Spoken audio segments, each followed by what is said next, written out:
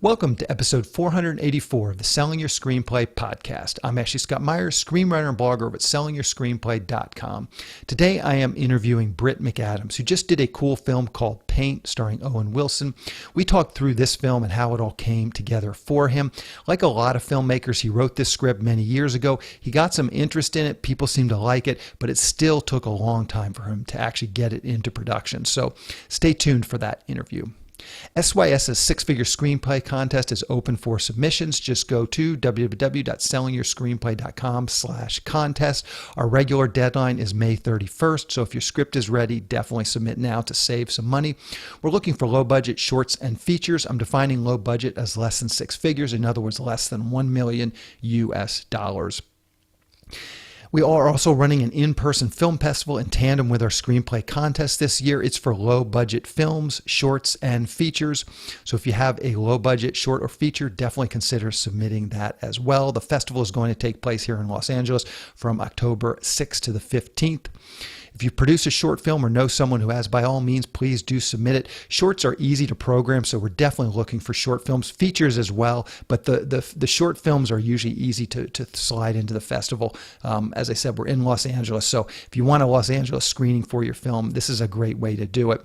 To learn more about that, you can go to sellingyourscreenplay.com/festival, and if you want to learn more about our screenplay contest, just go to sellingyourscreenplay.com/contest. If you find this episode valuable, please help me out by giving me a review in iTunes or leaving me a comment on YouTube or retweeting the podcast on Twitter or liking or sharing it on Facebook. These social media shares really do help spread word about the podcast, so they're very much appreciated. Any websites or links that I mention in the podcast can be found on my blog in the show notes. I also publish a transcript with every episode in case you'd rather read the show or look at something later on. You can find all the podcast show notes at www.sellingyourscreenplay.com/podcast, and then just look for episode number 484. If you want my free guide, How to Sell a Screenplay in 5 Weeks, you can pick that up by going to sellingyourscreenplay.com/guide. It's completely free. You just put in your email address and I'll send you a new lesson once per week for 5 weeks, along with a bunch of bonus lessons. I teach the whole process of how to sell your screenplay in that guide. I'll teach you how to write a professional logline inquiry letter and how to find agents, managers, and producers who are looking for material. Really is everything you need to know to sell your screenplay. Just go to sellingyourscreenplay.com/guide. So now let's get into the main segment. Today I'm interviewing writer-director Brit McAdams. Here is the interview. Welcome, Brit, to the Selling Your Screenplay podcast. I really appreciate you coming on the show with me today. Thanks for having me, Ashley. So to start out, maybe you can tell us a little bit about your background. Where did you grow up and how did you get interested in the entertainment business? I'm from Chappaqua, New York, which is about 45 minutes north of New York City. I would say, in terms of how did I get interested, I would say if there's sort of a moment in my life where I'll start with my dad. My dad was a pilot for Pan Am, but he always wrote. And so he would read me his books at night and stuff. And for the most part, they've never been published, but he'd read Thrumstock Quarry or these things to me and read passages from a lot of books that were never published. He has been published since, which is pretty great. Ken McAdams is his name. So I always really liked that. I always loved hearing him read his work to me. My mom was a theater major in college, and so always had an appreciation for theater. For my 18th birthday, we saw Les Mis, which was I wanted a football. But so you got Les Mis. So, I come from that. My family's always been, interested in the creative side of things. I would say maybe a moment that I didn't really realize was going to resonate with me so much as a kid was when I was in high school. I went to see a movie called The Gate, which is these little sort of creatures. And my friend Luca, who was with me, really hated it. And I think it's the only movie I've ever walked out of. He was like, we're going to leave. So we left, and then we walked there was just another movie starting, and we walked in and sat down, and I'd never heard of it. And it started, the most magical thing started happening. And I was like, I just thought it was a trailer for another movie until Raising Arizona came up, as the title. And I was like, ooh, that's something I've never seen before. Like Wow. that thing. And I just couldn't believe it. I couldn't believe that world and how, so in terms of, I don't know, that's a cherry picked 3 parts of my life. Yeah. So no, but it sounds like you had a kind of a creative parents. And so there was definitely sort of a nurturing of creativity in that world. Yeah, for sure. Yeah, I think in terms of my parents always wanted me to do whatever it was that I wanted to do, which is great. I didn't, I was, I was a terrible college student, but my application essay to college got published.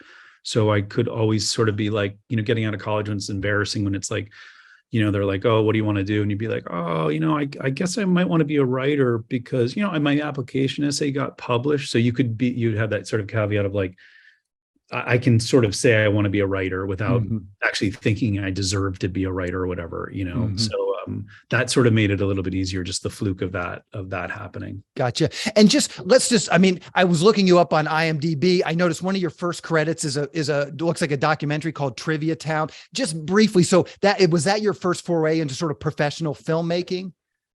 Yeah, I mean, I was in terms of an actual movie, yes. And so I'd directed a lot of commercials and written other sort of TV shows and stuff, but like trivia shows and but yeah, in terms of the first feature, it was Trivia Town, which was my friend Patrick Cady, who's the cinematographer on Paint, and I did that together.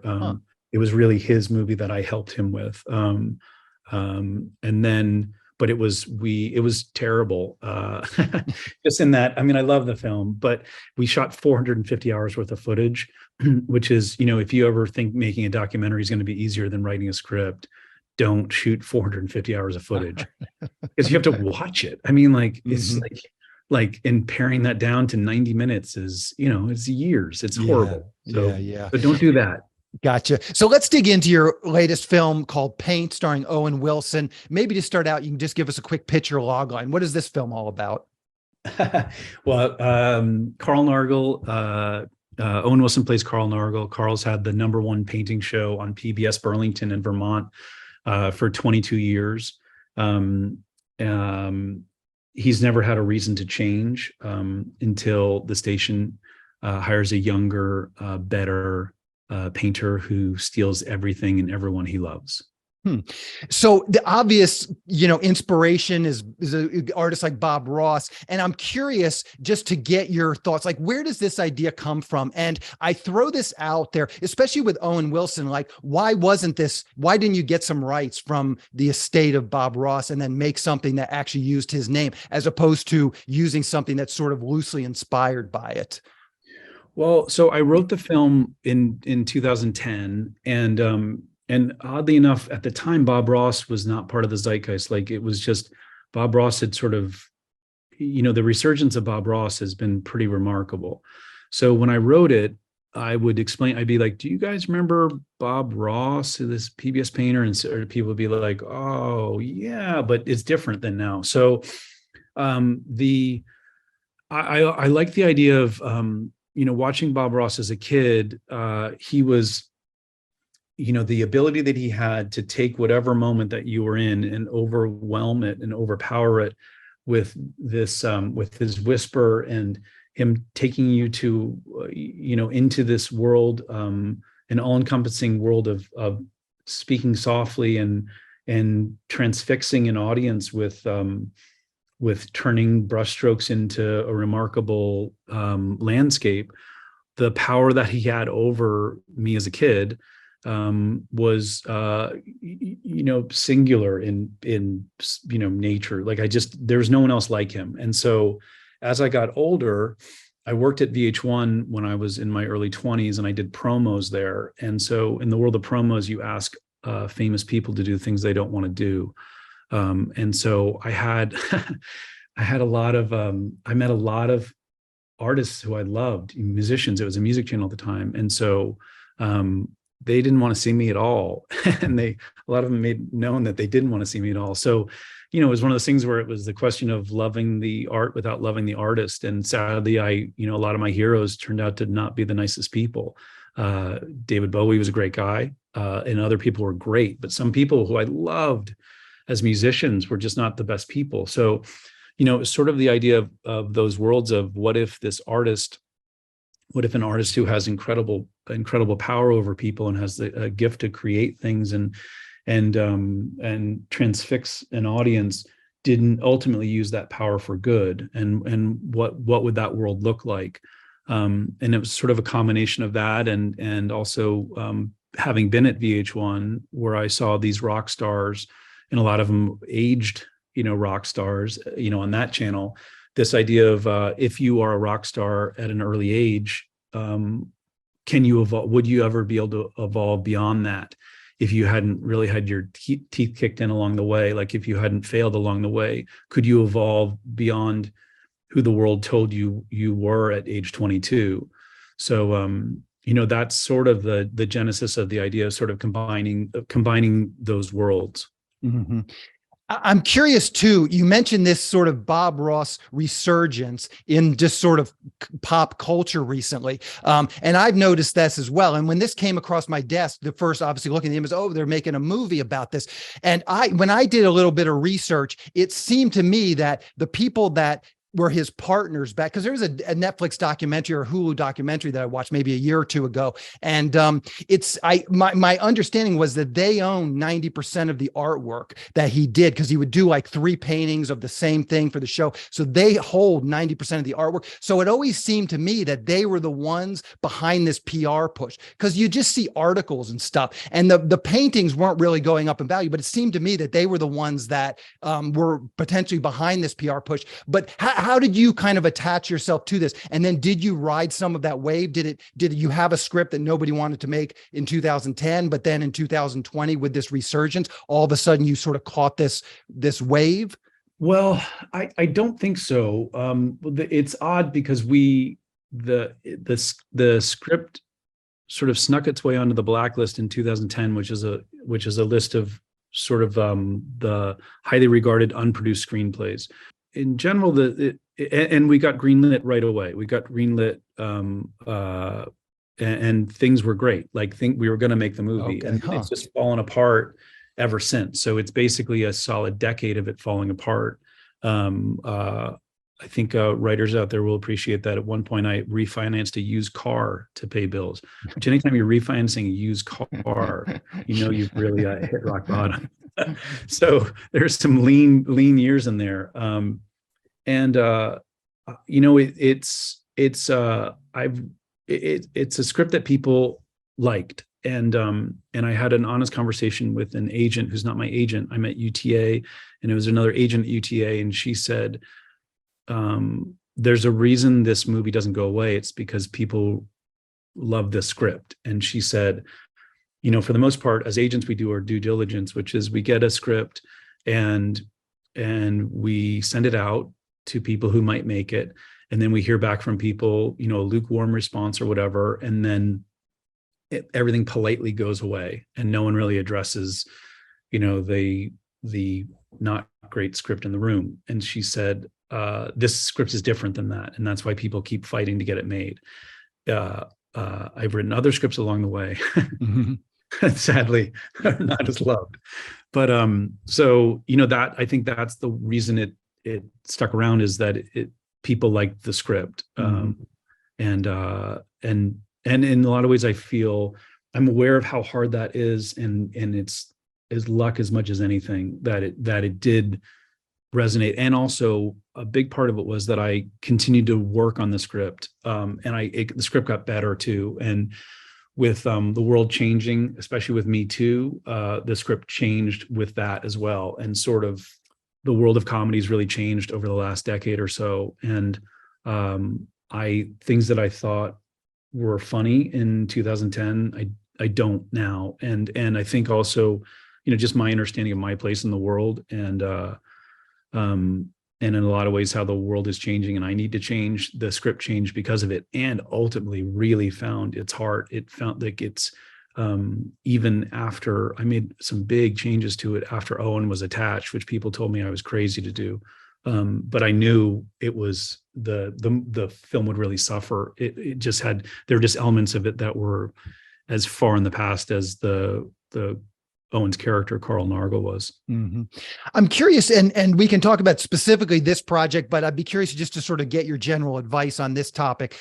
When you wrote the script in 2010, did you always keep yourself attached as a director? And I asked that, I mean, obviously by that point you had some success, so it wasn't like you're a total newbie, but I get writers who are newbies, or maybe they even have a credit or two, and they want to attach themselves as a director. But just talk about that journey. How did you keep yourself attached as director? Did you come in and out? Was it mandatory? Were you not going to sell the script unless you were attached as director?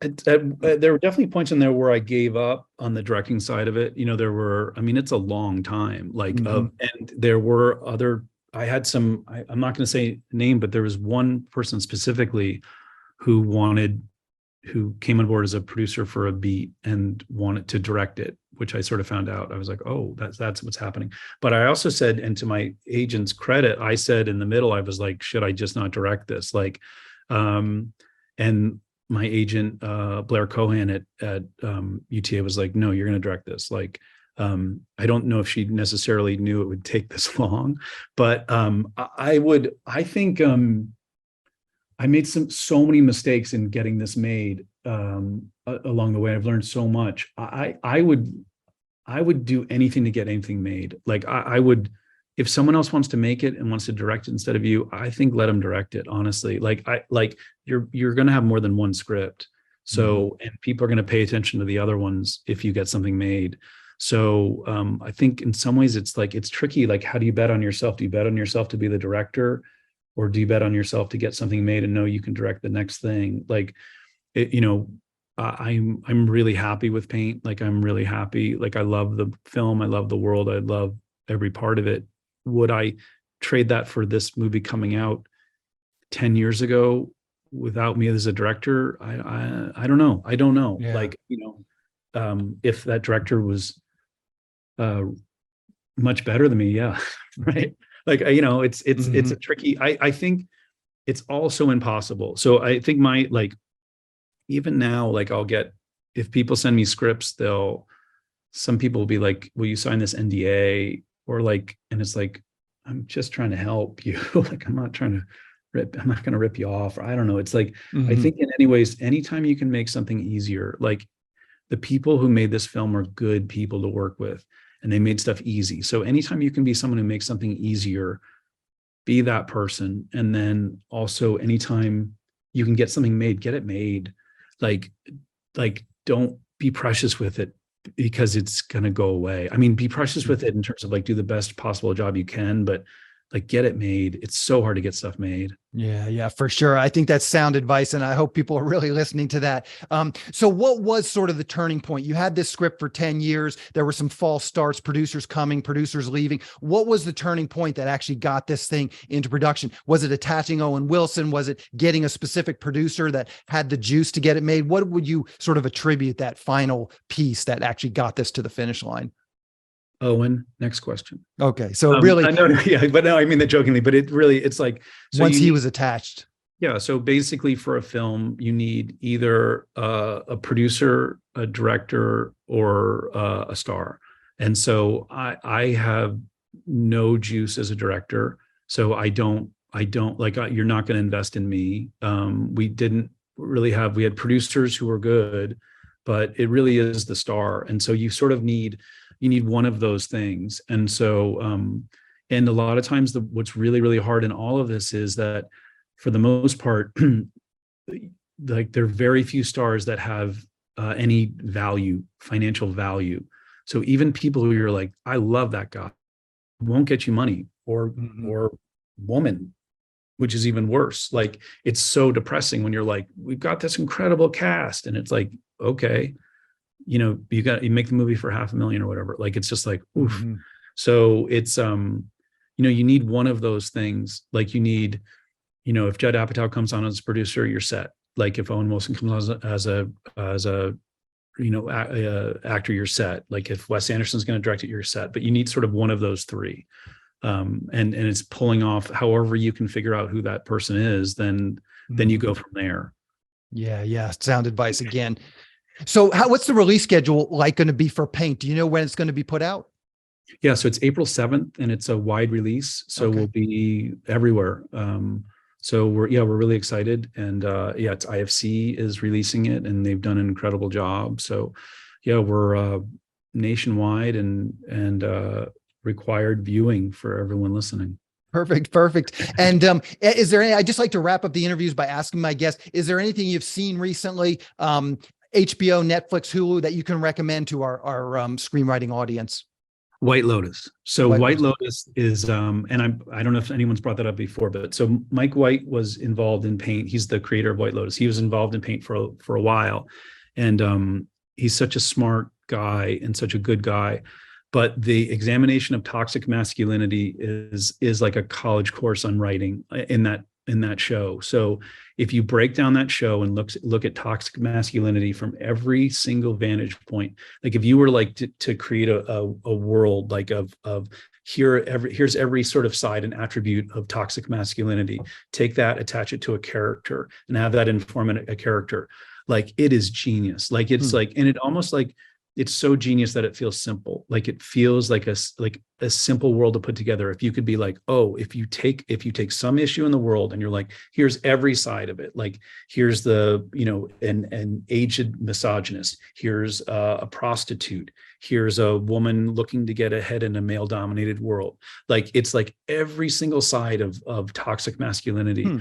And so for me, that show is just in the second season. I'm sorry, of White Lotus. It's the second season, and that it's just genius. So if you ever want to learn how to put together your own show or world, like that, to me is like it is such a good example of, because you can break it down. Like you can just break down of like, here's every angle that's hit. And look, I've never heard him interviewed or anything about it, so I don't know that. I could be completely wrong also, but I think that to me is, from a writing perspective, is just flat out genius. Okay, perfect. Yeah, that's a great recommendation. I have heard good things about it. What's the best way for people to just keep up with what you're doing? Twitter, Facebook, a blog, anything you're comfortable sharing, I'll put in the show notes. I think just come to my house. I'm not great with any of it. Oh man. Do you have a website for the film or anything? We can put that in. Yeah. There's a paint movie. Perfect. Yeah, it's just paint.movie. Okay. Perfect. Yeah, I'll round that up and I'll put that in the show notes so people can click over. Brit, I really appreciate you coming on and talking with me today. Good luck with this film and good luck with all your future films as well. Ashley, it was great talking to you. Thanks so much. Thank you. We'll talk to you later. Okay, bye. A quick plug for the SYS Screenwriting Analysis Service. It's a really economical way to get a high-quality professional evaluation on your screenplay. When you buy our 3-pack, you get evaluations at just $67 per script for feature films and just $55 for teleplays. All the readers have professional experience reading for studios, production companies, contests, and agencies. You can read a short bio on each reader on our website, and you can pick the reader who you think is the best fit for your script. Turnaround time is usually just a few days, but rarely more than a week. The readers will evaluate your script on 6 key factors: concept, character, structure, marketability, tone, and overall craft, which includes formatting, spelling, and grammar. Every script will get a grade of pass, consider, or recommend, which should help you roughly understand where your script might rank if you were to submit it to a production company or agency. We can provide an analysis on features or television scripts. We also do proofreading without any analysis. We will also look at a treatment or outline and give you the same analysis on it. So if you're looking to vet some of your project ideas, this is a great way to do it. We will also write your logline and synopsis for you. You can add this logline and synopsis writing service to an analysis, or you can simply purchase this service as a standalone product. As a bonus, if your screenplay gets a recommend or a consider from one of our readers, you get to list the screenplay in the SYS Select database, which is a database for producers to find screenplays and a big part of our SYS Select program. Producers are in the database searching for material on a daily basis basis. So it's another great way to get your material in front of them. As a further bonus, if your script gets a recommend from one of our readers, your screenplay will get included in our monthly Best Of newsletter. Each month we send out a newsletter that highlights the best screenplays that have come through our script analysis service. This is a monthly newsletter that goes out to our list of over 400 producers who are actively looking for material. So again, this is another great way to get your material out there. So if you want a professional evaluation of your screenplay at a very reasonable price, check out www.sellingyourscreenplay.com/consultants. Again, that's sellingyourscreenplay.com/consultants. On the next episode of the podcast, I'm going to be interviewing writer, director, and also actor Franklin Rich, who just did a cool low-budget sci-fi film called The Artifice Girl. It's about an AI bot that is created to hunt down online sexual predators, but it ends up going terribly wrong. There's so much in the news these days about AI, so it's a very timely film. We do talk a little bit about that, the timeliness of this story. We dig into the story and just how he wrote the script and then how this project did come together for him. So keep an eye out for that episode next week. That's the show. Thank you for listening.